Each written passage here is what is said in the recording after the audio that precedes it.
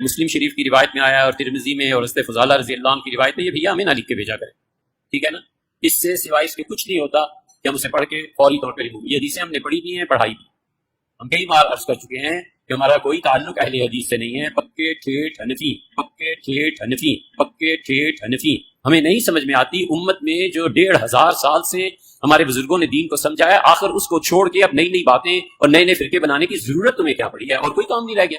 حدیث میں آیا ہے، حدیث میں تمہیں کیا پتا حدیث میں کیا ہے؟ کہ ہم حدیثیں پڑھنا شروع کر دیں تاکہ گمراہ ہو جائیں ولیعاذ باللہ۔ حدیث میں آیا ہے، حدیث میں تمہیں کیا پتا حدیث میں کیا ہے؟ کہ ہم حدیثیں پڑھنا شروع کر دیں تاکہ گمراہ ہو جائیں ولیعاذ باللہ۔ حدیث میں آیا ہے، حدیث میں تمہیں کیا پتا حدیث میں کیا ہے؟ کہ ہم حدیثیں پڑھنا شروع کر دیں تاکہ گمراہ ہو جائیں ولیعاذ باللہ۔ ہم صاف لفظوں میں کہتے ہیں جو آدمی بغیر اساتذہ کے حدیث پڑھتا ہے وہ گمراہ ہو ہی جاتا ہے، اسی کو سے پتہ نہیں ہے کہ حدیث کا مطلب کیا۔ اور تم لوگوں نے عزتیں ویل کی ہیں اللہ اور اس کے رسول کے نام کے اوپر، چندے اکٹھے کیے ہیں، جدادیں بنائی ہیں، کوئی محنت سے نہیں کمایا تم لوگوں نے، اللہ رسول کے نام کا کھا رہے ہو اور بات یہ کرتے ہو کہ حدیثیں میں سنا ہم گمراہ ہو جائیں گے۔ عزتیں ویل کی اللہ اور اس کے رسول کے نام کے اوپر، سواریاں سوار کی مکے اور مدینے کی آوازیں لگا کر اور پھینک دی جا کے دیوبند اور بریلی میں۔ غدار ہو تم رسول اللہ کے صلی اللہ علیہ وسلم، پکے غدار ہو۔ اس لیے دیکھو پھر اللہ نے تمہارے اوپر چیز کیا چھوڑی ہے؟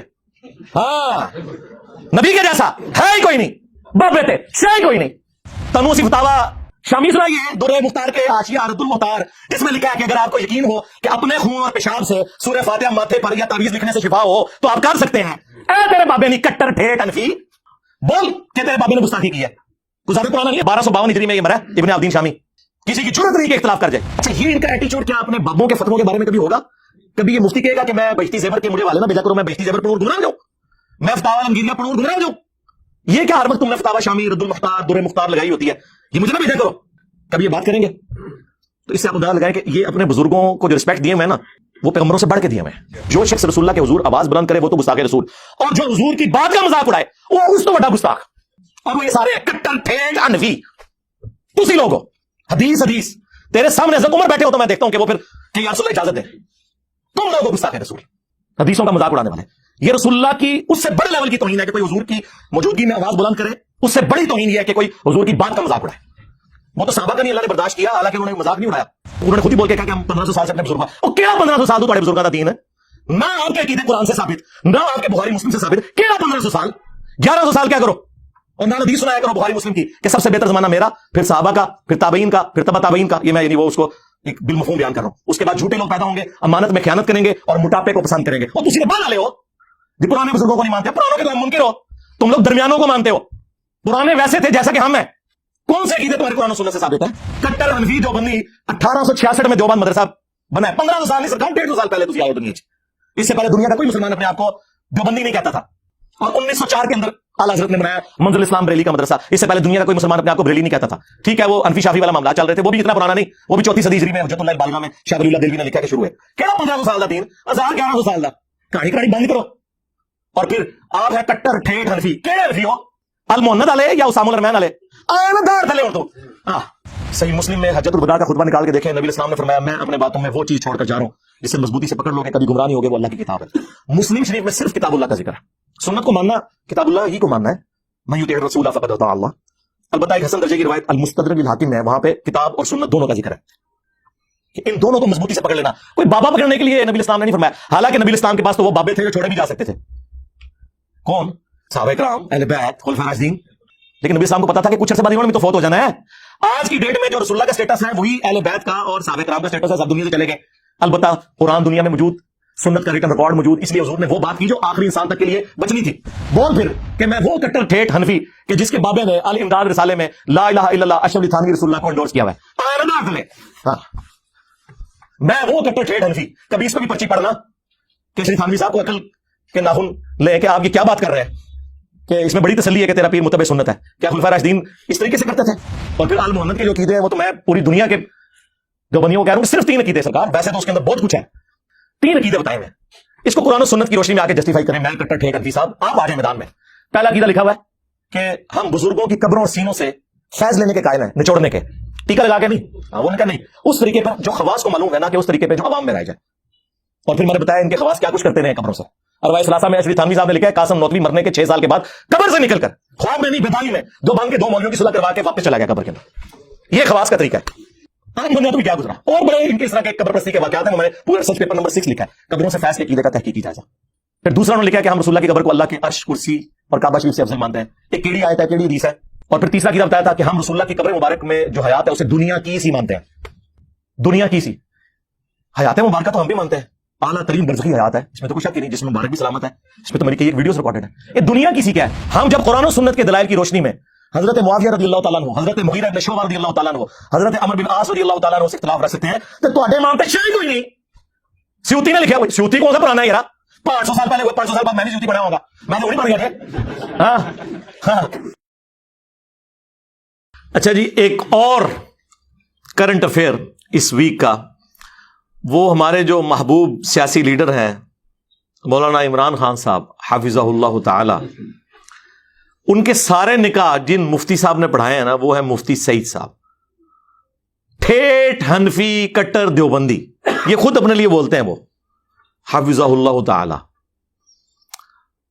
وہ حالانکہ بڑی نرم طبیعت ہے ان کی، لیکن پچھلے دنوں وہ کوسچن آنسر سیشن کر رہے تھے، انہیں کسی نے پرچی پہ کوئی گالی نہیں لکھی، مسلم اور ترمذی کی حدیث لکھ کے بھیج دی، اس پہ وہ بھڑک اٹھے اور چند ایک جملے انہوں نے ارشاد فرمائے. وہ مسلم کی حدیث اور ترمذی کی قبروں کے حوالے سے لکھی، میں اس کو بریف نہیں کرتا، میری اس پہ ویڈیوز ریکارڈڈ ہیں، میرا ریسرچ پیپر نمبر 1 آپ پڑھ لیں. یعنی قبر کتنی ہائٹ کی ہو، اس کے احکامات، مزارات، یہ سب کچھ میں ریکارڈ کروا چکا ہوں. اس کے حوالے سے وہ حدیث لکھی ہوئی تھی، وہ انہوں نے حدیث پڑھی اور ساتھ ہی وہ غصہ کھا گئے اور انہوں نے چند ایک بڑے خطرے ناک جملے بولے. یعنی خطرناک نہیں، خطرے ناک. مسلم شریف کی روایت میں آیا ہے اور ترمذی میں اور حضرت فضالہ رضی اللہ عنہ کی روایت ہے، یہ بھیا ہمیں نہ لکھ کے بھیجا کرے، ٹھیک ہے نا. اس سے سوائے اس کے کچھ نہیں ہوتا کہ ہم اسے پڑھ کے فوری طور پہ ریموو. یہ حدیثیں ہم نے پڑھی بھی ہیں، پڑھائی بھی. ہم کئی بار عرض کر چکے ہیں کہ ہمارا کوئی تعلق اہل حدیث سے نہیں ہے. پکے ٹھیٹ حنفی، پکے ٹھیٹ حنفی، پکے ٹھیٹ حنفی.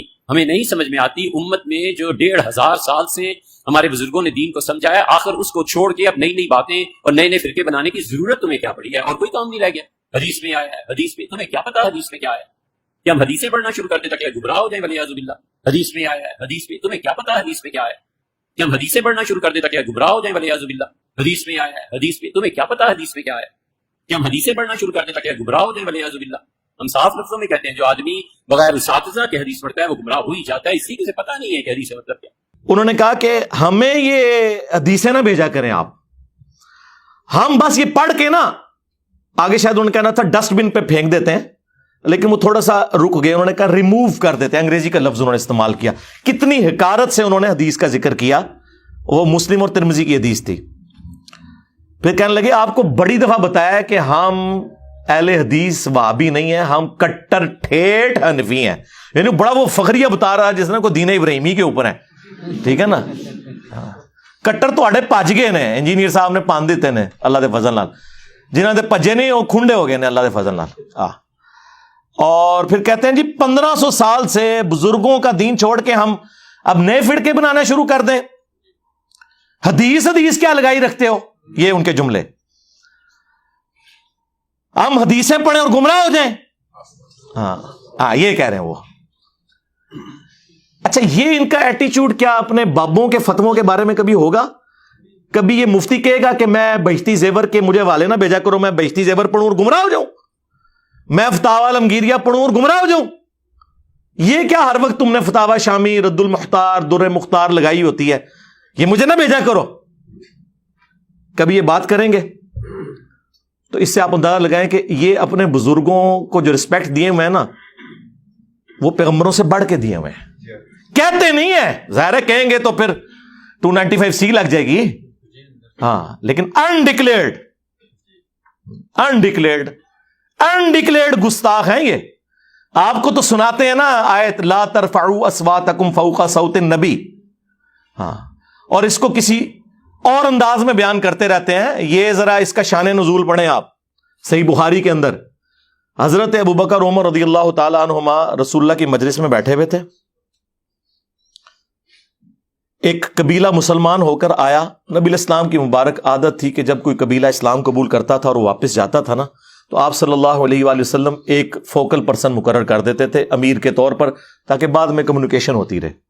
تو نبی صلی اللہ علیہ وآلہ وسلم نے مشورہ مانگا تو حضرت ابوبکر عمر نے دو مختلف بندوں کے اوپر مشورہ دیا اور آپس میں گفتگو کرتے ہوئے، نبی علیہ السلام کے ساتھ نہیں، آپس میں گفتگو کرتے ہوئے ان کی آوازیں بلند ہو گئی. اور بخاری کے الفاظ ہیں، عبداللہ ابن ابی ملیکہ تابعی کہتے ہیں قریب تھا اس مخلوق کے دو بہترین لوگ برباد ہو جاتے جب انہوں نے انجانے میں رسول اللہ کے حضور اپنی آوازوں کو بلند کر دیا، اور وہ دو لوگ ابو بکر و عمر تھے رضی اللہ عنہما وعلیہم السلام. تو آڑے بابے تو شاہی کوئی نہیں. اگر سیدنا ابو بکر عمر کا یہ سٹیٹس ہے تو بابے تو شاہی کوئی نہیں. اور پھر انہوں نے آگے حدیث بیان کی کہ یہ سارا معاملہ ہوا تو آیات نازل ہوئی، یا ایھا الذین آمنوا لا ترفعوا اصواتکم فوق صوت النبی صلی اللہ علیہ وآلہ وسلم.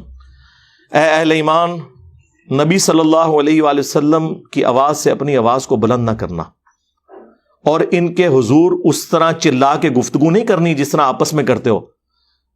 کہیں ایسا نہ ہو کہ تمہارے اعمال برباد کر دیے جائیں اور تمہیں خبر بھی نہ ہو، یعنی توبہ کی توفیق بھی نہ ملے. ظاہر جب خبر نہیں ہوگی تو آپ توبہ کیسے کریں گے؟ اب جب یہ آیات نازل ہوئی تو صحیح بخاری کے الفاظ ہیں کہ حضرت عمر اتنا ڈر گئے کہ وہ رسول اللہ کے حضور اتنا آہستہ گفتگو کرتے تھے کہ حضور کہتے تھے اونچا بولو، مجھے آواز نہیں آ رہی.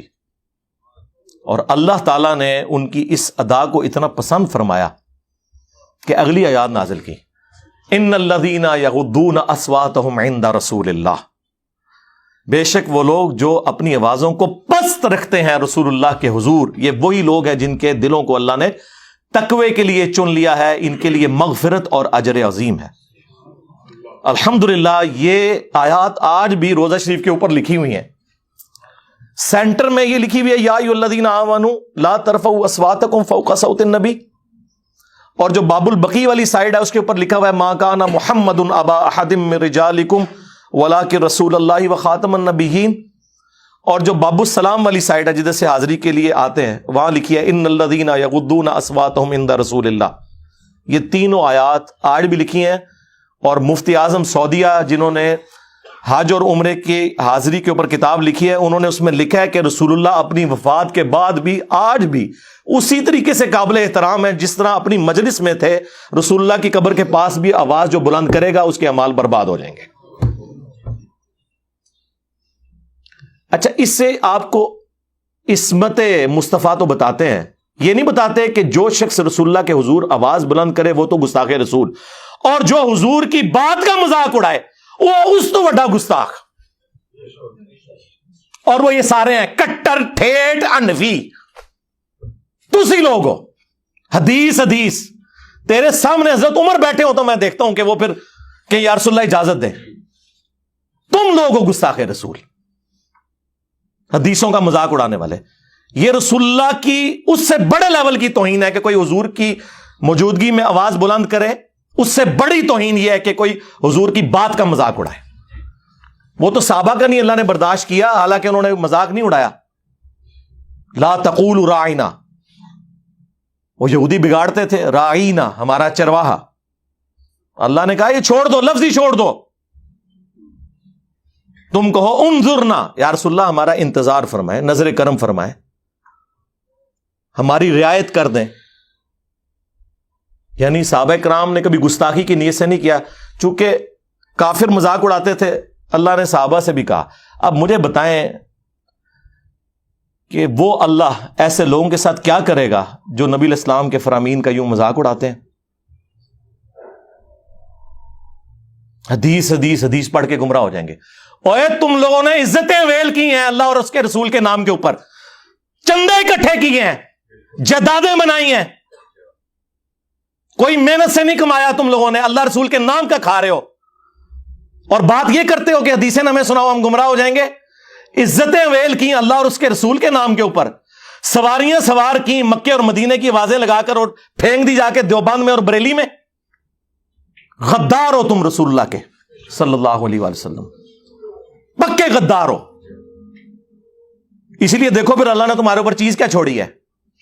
ہاں، نبی کے جیسا ہے ہی کوئی نہیں، باپ بیٹے شے ہی کوئی نہیں.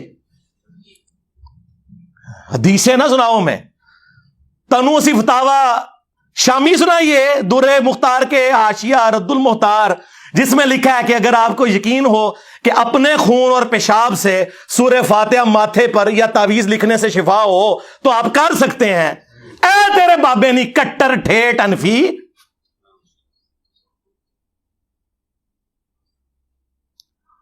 بول کہ تیرے بابے نے گستاخی کی ہے. کوئی زیادہ پرانا نہیں ہے, 1252 ہجری میں یہ مرا ہے ابن عابدین شامی. کسی کی جرت نہیں کہ اختلاف کر جائے. ایک ہمارے وہ استاد غلام سو سعیدی صاحب رحمہ اللہ تعالی, مفتی صاحب بیٹھے ہوئے تائید کریں گے, انہوں نے شرح صحیح مسلم پڑھی ہے, ان کے پاس پڑھتے بھی رہے. انہوں نے جرت کی ہے کہ انہوں نے اس عبارت کے اوپر گرفت کی, اور لیکن وہ بھی بڑے ڈرتے ہوئے. انہوں نے کہا یقیناً ان بزرگوں کے دلوں میں قرآن کا احترام ہم سے زیادہ تھا. یہ انہوں نے نا پہلے شوگر کوٹڈ کی اپنی عبارت, کیونکہ وہ آگے کلاس لینے لگے تھے. لیکن بال کی کھال اتارنے کی عادت نے ہمارے بزرگوں کو یہاں تک پہنچایا کہ انہوں نے یہ جملے لکھے.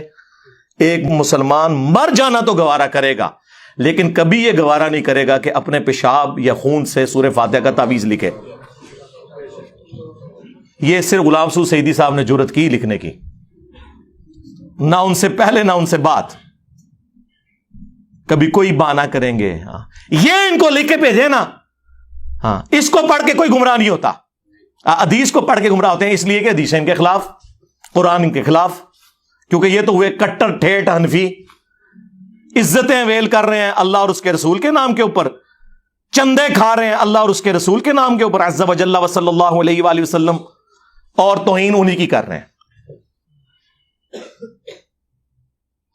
تو پھر ہماری یہ ذمہ داری بنتی ہے کہ ہم ان کے جو یہ میکم نما چہرے ہیں نا, عجیب و غریب قسم کی گونے پہن کے اور بڑا اپنا روب ڈالتے ہیں, گرم تولیے ان کے منہ کے اوپر پھیریں تاکہ ان کے اصلی چہرے آپ لوگوں کو پتا چلیں کہ یہ دشمن ہے اللہ اور اس کے رسول کے عز و جل و صلی اللہ علیہ وآلہ وسلم. ہم نہیں کہتے کہ بدنیتی کی وجہ سے ہوں گے, انجانے میں. ظاہر ہے وہ تو انہوں نے خود ہی بول کے کہا کہ ہم 1500 سال سے اپنے بزرگوں, اور کیڑا 1500 سال تو تھوڑے بزرگوں کا دین ہے, نہ آپ کے عقیدے قرآن سے ثابت, نہ آپ کے بخاری مسلم سے ثابت. کیڑا 1500 سال, 1100 سال کیا کرو, اور نال حدیث سنایا کرو بخاری مسلم کی کہ سب سے بہتر زمانہ میرا, پھر صحابہ کا, پھر تابعین کا, پھر تبع تابعین کا. یہ میں یعنی وہ اس کو ایک بالمفہوم بیان کر رہا ہوں. اس کے بعد جھوٹے لوگ پیدا ہوں گے, امانت میں خیانت کریں گے اور موٹاپے کو پسند کریں گے. اور تسی تو بعد والے ہو جی, پرانے بزرگوں کو نہیں مانتے, پرانوں کے تو آپ منکر ہو, تم لوگ درمیانوں کو مانتے ہو. پرانے ویسے تھے جیسا کہ ہم ہیں. کون سے عقیدے تمہارے قرآن و سنت سے ثابت ہے؟ میں کٹر ٹھیٹ انفی. کیڑا انفی؟ کٹر انفی دیوبندی 1866 میں دیوبند مدرسہ بنا ہے. 1500 سال نہیں سرکار, 150 سال پہلے تسی آئے ہو دنیا چ. اس سے پہلے دنیا کا کوئی مسلمان اپنے آپ کو دیوبندی نہیں کہتا تھا. اور 1904 کے اندر اعلی حضرت نے بنایا منزل اسلام بریلی کا مدرسہ. اس سے پہلے دنیا کا کوئی مسلمان اپنے آپ کو بریلی نہیں کہتا تھا.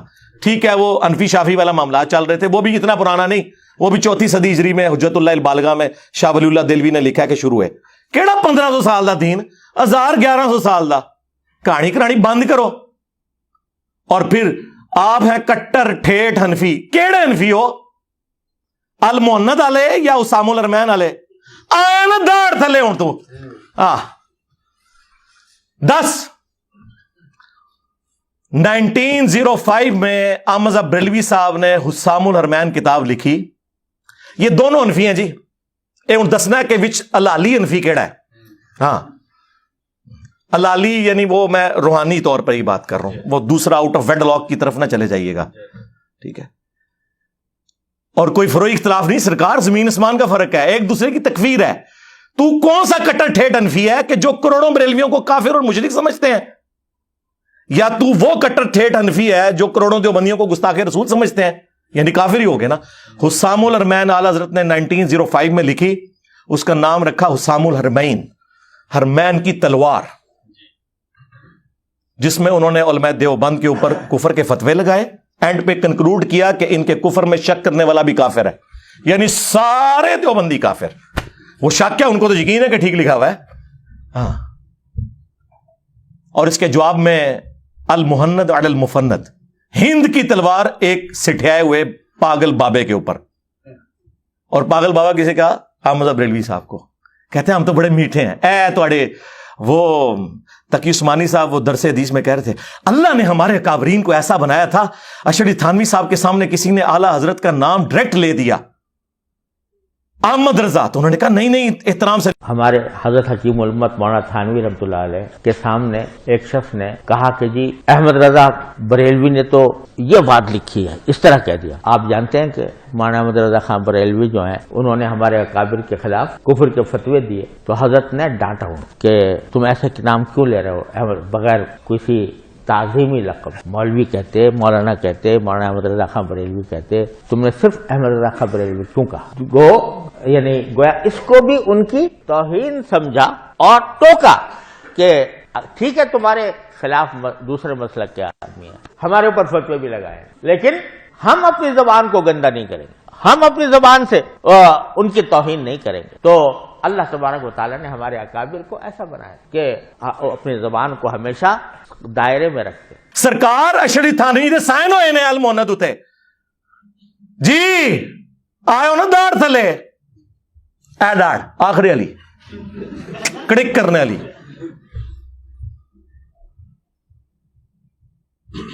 और हमारी दाढ़ के नीचे आ सकते थे, क्यों? अबू दाऊद तिरमिज़ी इब्न माजा में हदीस है, मेरे बाद तुम बहुत इख्तलाफ देखोगे। उस वक्त अलैकुम बिसुन्नती व सुन्नतिल खुलफाए राशिदीन अल महदीयीन, मेरी सुन्नत और मेरे खुलफाए राशिदीन की सुन्नत को लाजिम पकड़ लेना, दाढ़ों से पकड़ लेना। तो जिन्होंने अपनी दाढ़ों से कुरान और सुन्नत को पकड़ा हुआ है, खुलफाए राशिदीन को पकड़ा हुआ है, उन्हीं की दाढ़ों के नीचे आप लोग आ सकते हैं। हाँ, और नहीं ये गामदी साहब से हवाले करने वाली चीज़ा नहीं ने, ये 4 स्टेज दा कैंसर है, सीधा लेजर ना इलाज होएगा ना था, कीमो होएगी। ये मतलब इन लोगों के हालातों वाक़या। तो अल मुहन्नद अल मुफन्नद में उन्होंने लिखा हिंद की तलवार एक सठियाए हुए बाबे के ऊपर, और फिर उसमें तकी उस्मानी साहब कहते हैं अल्लाह ने हमारे काबरीन को ऐसा बनाया था। तो हमने कहा था ऐसा बनाया था कि मुफन्नद कहते थे दूसरों को, वो हाँ ऐसा बनाया था, अल्लाह ने हमारे काबरीन को ऐसा बनाया था। बड़े फख्र ये बयान करते मौलाना मौलाना कहते थे। उसमें उन्होंने लिखा कि अहमद बरेलवी और इनकी पूरी जमात एक शैतानी लश्कर है जो उलमाए देवबंद रदियल्लाहु अन्हुम पर हमला आवर हुई है। 14वीं सदी के मौलवी रदियल्लाहु अन्हुम, जैसा कि शयातीन हमला आवर होते थे अंबिया के ऊपर। ये आप देख लें किधर अपने बाबू को कहां खड़ा करते हैं। तो वो मुफ्ती साहब जो फरमा रहे हैं मैं कट्टर ठेठ हनफी, ये अल्फाज उन्होंने खुद बोले हैं, ये ना सामने मैं को चिंगे बलाना हुआ, उन्होंने खुद बोले ने। तो काश तुम बोलते हुआ सम्माकुमुल मुस्लिमीन मिन क़ब्लु व फ़ी हाज़ा मिल्लत अबीकुम इब्राहीम, पैरवी करो इब्राहीम की मिल्लत की। हुआ सम्माकुमुल मुस्लिमीन, जिसने तुम्हारा नाम मुस्लिम रखा था, मिन क़ब्लु व फ़ी हाज़ा, इस कुरान के नज़ूल से पहले और इस किताब में भी। तू अपने आप को मुस्लिम क्या है यार? बुखारी मुस्लिम में हदीस है कि कुर्ब क़यामत में जब आखिरी जंग होगी यहूदियों के साथ दज्जाल के खिलाफ, तो किसी पत्थर के पीछे या किसी दरख्त के पीछे भी कोई यहूदी छुपा होगा, तो वो पत्थर और दरख्त भी बोलेगा या मुस्लिम, मेरे पीछे यहूदी है, इसे कत्ल कर दे। यानी मैदान जंग की बात हो रही है, आम हालत नहीं मारने पाई, आम हालत दावत ही पेश करनी है। तो सवाए गरकद के दरख्त के, वो यहूदियों का दरख्त है, वो उन्हें पनाह देगा। या मुस्लिम के अल्फाज हैं, या सुन्नी या शिया या देवबंदी या कट्टर हनफी ठेठ देवबंदी, ये नहीं है, या कट्टर बरेलवी नहीं है, ये अल्फाज हैं वहां पे, या मुस्लिम। तो उस वक्त तो आप लोगों ने कहना ये इंजीनियर थे, कोई स्टूडेंट बोल रहा है पिछू, मैं तो मुस्लिम है ही नहीं। आप बोले किसी के सामने मैं मुस्लिम हूं, बाग चिड़ मैं काफिर हूं। भाई अगर तू काफिर नहीं है मुस्लिम है तो तू भी लिखना मुस्लिम, इसी के ऊपर फख्र महसूस कर। कितनी दुमें लगाई हुई इन्होंने और रुकने का नाम नहीं ले रही। हर एक आता है अपनी एक बीच में लुच तल के चला जाता है और कहता मेरा भी फ्राई कर लो बीच लो। तो ये जनाब अपने बुजुर्गों के बारे में कभी ये जुमले नहीं बोलेंगे कि हमें हदीसें ना बताएं। अल्लाह के नबी इस्लाम यार तुम्हारे बाबे तो नहीं छोड़ के गए। हाँ, सही मुस्लिम में खुतबा मौजूद है नबी इस्लाम का, اور بخاری میں موقوفاً ابن مسعود سے بھی ہے، بخاری مسلم دونوں میں ہے، نبی الاسلام ہر خطبے سے پہلے کہتے تھے اما بعد فإن خیر الحدیث کتاب اللہ وخیر الہدی ہدی محمد صلی اللہ علیہ وآلہ وسلم وشر الامور محدثاتها وکل محدثۃ بدعہ وکل بدعۃ ضلالہ وکل ضلالۃ فی النار۔ کچھ الفاظ ترمذی کے اور نسائی کے بھی ہیں۔ آگاہ ہو جاؤ، سب سے بہترین کلام اللہ کی کتاب ہے، اور سب سے ہدایت یافتہ راستہ محمد صلی اللہ علیہ وآلہ وسلم کا ہے۔ بدترین کام وہ ہیں جو دین میں نئے جاری کیے جائے، اور وہ کام بدعتیں ہیں، تمام بدعتیں گمراہیاں ہیں، اور تمام گمراہیاں جہنم میں لے جانے والی ہیں، والعیاذ باللہ تعالی۔ اور یہ کہہ رہے کہ جی حدیثیں پڑھ کے گمراہ ہوں گے، نبی علیہ السلام تو ہمیں یہی کہہ کے گئے ہیں۔ صحیح مسلم میں حجۃ الوداع کا خطبہ نکال کے دیکھیں، نبی علیہ السلام نے فرمایا میں اپنے بعد تم میں وہ چیز چھوڑ کر جا رہا ہوں جس سے مضبوطی سے پکڑ لو گے، کبھی گمراہ نہیں ہوگے، وہ اللہ کی کتاب ہے۔ مسلم شریف میں صرف کتاب اللہ کا ذکر ہے۔ سنت کو ماننا کتاب اللہ ہی کو ماننا ہے، من یطع الرسول فقد اطاع اللہ۔ البتہ ایک حسن درجے کی روایت المستدرک للحاکم میں ہے، وہاں پہ کتاب اور سنت دونوں کا ذکر ہے کہ ان دونوں کو مضبوطی سے پکڑ لینا۔ کوئی بابا پکڑنے کے لیے نبی الاسلام نے نہیں فرمایا، حالانکہ نبی الاسلام کے پاس تو وہ بابے تھے جو چھوڑے بھی جا سکتے تھے۔ کون؟ صحابہ کرام، اہل بیت، خلفاء راشدین۔ لیکن نبی اسلام کو پتا تھا کہ کچھ عرصے بعد انہوں نے بھی تو فوت ہو جانا ہے۔ آج کی ڈیٹ میں جو رسول اللہ کا سٹیٹس ہے وہی اہل بیت کا اور صحابہ کرام کا سٹیٹس ہے، سب دنیا سے چلے گئے۔ البتہ قرآن دنیا میں موجود، سنت کا ریٹن ریکارڈ موجود، اس لیے حضور نے وہ بات کی جو آخری انسان تک کے لیے بچنی تھی۔ ورنہ اگر کہتے ہیں میں ابو بکر کو چھوڑ کے جا رہا ہوں تو 2.5 سال بعد تو حضرت ابو بکر کا وہی سٹیٹس، 12 سال کے بعد سیدنا عمر کا وہی سٹیٹس، اور آلموسٹ 24 سال کے بعد سیدنا عثمان کا وہی سٹیٹس، اور 30 سال کے بعد مولا علی بھی شہید ہو گئے، خلافت راشدہ ختم، اور آخری صحابی ابو طفیل عامر بن واصلہ المتوفا 110 ہجری، حضور کی وفات کے 100 سال کے بعد وہ بھی چلے گئے۔ تو نبی علیہ السلام نے بات وہ چھوڑی جس پہ عمل کرنا ہے، اور پھر اس کو سپر سیڈ کرنے والا خطبہ، غدیر خم کا خطبہ صحیح مسلم کے اندر، اے لوگو آگاہ ہو جاؤ، میں بھی ایک انسان ہوں، قریب ہے کہ اللہ کا قاصد یعنی موت کا فرشتہ میرے پاس آئے اور میں اس کی دعوت قبول کر لوں۔ میں اپنے بعد تم میں 2 بھاری چیزیں چھوڑ کر جا رہا ہوں، ان میں سے پہلی چیز اللہ کی کتاب ہے، اس میں ہدایت ہے، اس میں نور ہے، تم اللہ کی کتاب کو پکڑو، اپنا تعلق اس کتاب کے ساتھ مضبوط کرو۔ اللہ کی کتاب اللہ کی رسی ہے، جو اسے پکڑے گا ہدایت پر ہوگا، جو چھوڑ دے گا گمراہ ہو جائے گا۔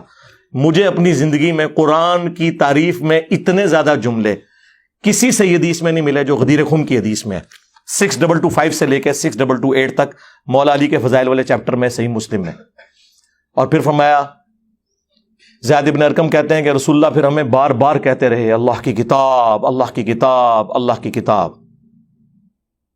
اور پھر فرمایا دوسری بھاری چیز میرے اہل البیت ہیں، میں اپنے اہل البیت کے بارے میں تمہیں اللہ کا خوف دلاتا ہوں۔ اور یہ جملہ آپ نے 3 دفعہ ریپیٹ کیا، لیکن امت بالکل الٹ چلی، نہ قرآن کو پکڑا نہ اہل بیت کو زندہ چھوڑا، بالکل الٹ چلی۔ اور چونکہ حضور کو بتا دیا گیا تھا، اور یہ خطبہ آپ نے غدیر پہ اسی لیے دیا ہے جہاں اہل شام اور اہل مدینہ تھے، انہیں شامیوں نے صفین میں مولا علی کے ساتھ کام ڈالا نا۔ حجۃ الوداع پر جو روایتیں ہیں وہ اتنی مضبوط نہیں ہیں، غدیر پہ آئی ہیں۔ اور مسند احمد میں تو آگے بھی حدیث چلتی ہے، مولا علی کا ہاتھ پکڑا اور پھر صحابہ میں بلند کیا، من کنت مولا فہذا علی مولا،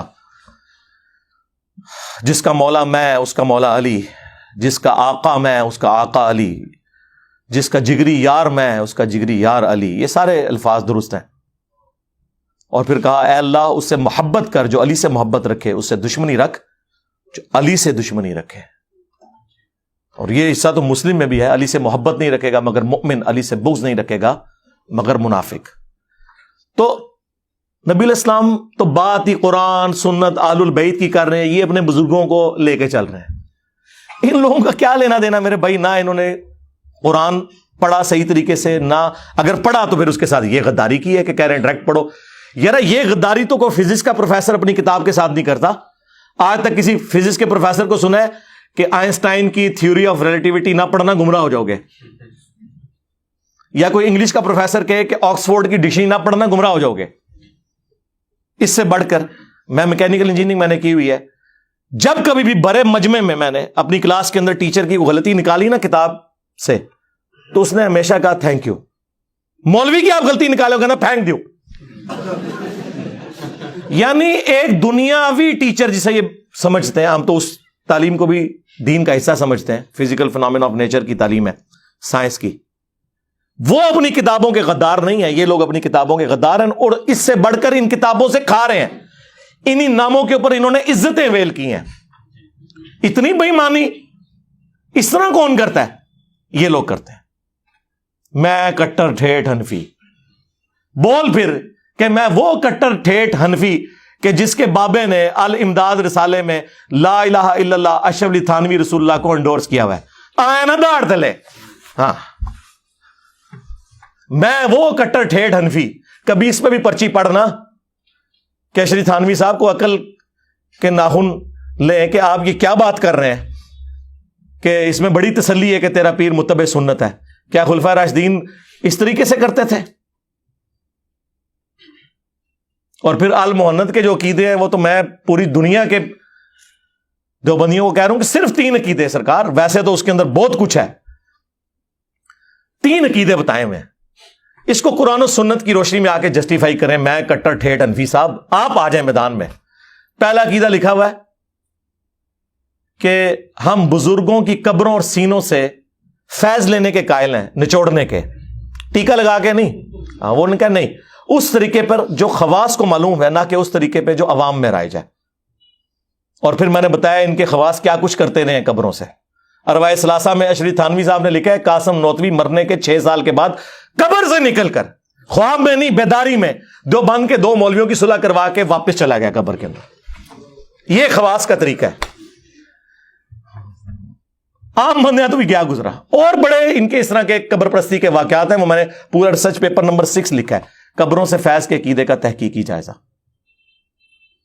फिर दूसरा उन्होंने लिखा है कि हम रसूलुल्लाह की कब्र को अल्लाह के अर्श, कुर्सी और काबा शरीफ से अफजल मानते हैं। एक केड़ी आयत है, केड़ी हदीस है, करॉलरी जोड़ी हुई है जी। हुजूर अलैहिस्सलाम जो है वो अशरफुल मखलूकात हैं, तो जो आपकी मट्टी है कब्र मुबारक की, उसी मट्टी से आपकी तख्लीक हुई, तो जाहिर है कि वो मखलूक में सबसे अफजल है। सरकार आपने ये तो कहा ही नहीं। आपने अगर ये कहा होता ना कि रसूलुल्लाह सल्लल्लाहु अलैहि वसल्लम अर्श, काबा और कुर्सी से अफजल हैं, तो हम आपकी बात मानते हैं, क्योंकि हम मखलूक मानते हैं, अर्श को भी, काबा को भी और कुर्सी को भी। आपने ये कहा नहीं, आपने कहा कि वो हिस्सा जमीन जो रसूलुल्लाह के साथ मस किए हुए हैं जी, वो उसी मट्टी का हिस्सा। ना सरकार, जिस मट्टी से हुजूर बन गए बस वही मट्टी वो है, बाकी जो बच गई उधर तो हज़रत अबू बकर उमर भी दफन है, वो तो पूरी रियाजुल जन्ना है। नहीं जी, निस्बत होगी सरकार, वो निस्बत भी पूरी नहीं है। मुस्लिम शरीफ खोलें, नबी इस्लाम को कब्र अतर में रखने से पहले सुर्ख रंग की चादर बिछाई गई थी। नबी इस्लाम को तो कोई हिस्सा जमीन टच ही नहीं किया हुआ, वो सुर्ख चादर है, उनको वो सुर्ख चादर भी अफजल है। और यार, इससे बढ़कर नबी इस्लाम के नाखून मुबारक, बाल मुबारक, कुर्ता मुबारक साहबा के पास था। कभी उन्होंने क्लेम किया कि ये अल्लाह के अर्श, कुर्सी और काबा से अफजल है? उन्हें पता था कि नबी इस्लाम ने, सही बुखारी में हदीस है, मेरी शान को उस तरह बुलंद न करना जिस तरह नसारा ने अपने पैगंबर को बढ़ा दिया था। मैं अल्लाह का बंदा और उसका रसूल हूं, मुझे अल्लाह का बंदा और उसका रसूल ही कहना। उनको नबी इस्लाम के मिजाज का पता था कि आपके मिजाज में ये फिट इन नहीं बैठती चीजें, इन्होंने लिख दिया। और जो कहता है लिखा कहां हुआ है, कहते हैं इजमाए उम्मत है। दादा करो, वैसे पूछे तो कहते हैं जी इतने मोटे मोटे लफ्ज बोलेंगे, कत्ती दलाला चीजें होनी चाहिए उसूल के लिए। ये उसूली मसला है, ये फुरूई मसला है, इसका तो चल जाएगा उसूल में। कहानियां कराई हुई हैं, सिर्फ खुद ही बैठ के इजमा कर लेते हो बातों के ऊपर। और फिर तीसरा कीदा बताया था कि हम रसूलुल्लाह की कब्र मुबारक में जो हयात है उसे दुनिया की सी मानते हैं। दुनिया की सी हयात मुबारक तो हम भी मानते हैं, आला तरीन बरज़खी हयात है, इसमें तो कोई शक ही नहीं। जिसमें मुबारक भी सलामत है, इस पर तो मेरी कई एक वीडियोस रिकॉर्डेड है। ये दुनिया की सी क्या है, इसकी तावील वो पता क्या कहते हैं? वो कहते हैं हमने दुनिया की सी से मुराद ये नहीं लिया कि नबी इस्लाम यानी सांस ले रहे हैं या बाकी चीजें, हम भी बरज़खी मानते हैं। दुनिया की सी से मुराद हम ले रहे हैं कि जिस तरह दुनिया में जिस्म सलामत होता है तो कब्र में भी सलामत है। सरकार, ये दुनिया की सी नहीं बनता, क्योंकि दुनिया में जो जिस्म सलामत है वो सांस लेने से है, और कब्र में जो सलामत है वो सांस लेने की वजह से नहीं है। और दूसरा, हम आपको बता देते हैं, आप तो नहीं बताते थे ना, फैज निचोड़ने का तरीका قبروں سے وہ بتایا. اب آپ کو بتاتے ہیں آپ کون سی دنیا کسی مانتے ہو. جی فضائل حج میں شیخ زکریا کاندلوی نے لکھا, اور یہ تقی عثمانی صاحب درس حدیث کے آخری سال میں بچوں کو یہ کہانیاں پڑھا رہے ہیں. تقی عثمانی صاحب, باقی تو شاہی کوئی نہیں. مفتی اعظم پلانٹ ارتھ دیوبند, دیکھا نہیں ہے وہ دیوبند مدرسے میں گیا, استقبال اس طرح ہوا ہے جیسے امام حنیفہ قبر سے نکل کے آ گئے. ہاں آپ دیکھیں, میں ابھی نہیں نہ دیتا, پلانٹ ارتھ دیوبند, اور وہ یہ بچوں کو پڑھا رہے ہیں. جی تو مورخین نے لکھا ہے کہ جو ہی یہ شعر پڑھے تو روضہ اقدس میں سے نبی کریم سرور دو عالم صلی اللہ علیہ وسلم کا دست مبارک ظاہر ہوا, اور ہزاروں انسانوں نے یہ نظارہ کیا کہ دست مبارک ظاہر ہوا. احمد کبیر رفاعی رحمۃ اللہ نے دست مبارک کو بوسہ دیا, اور دست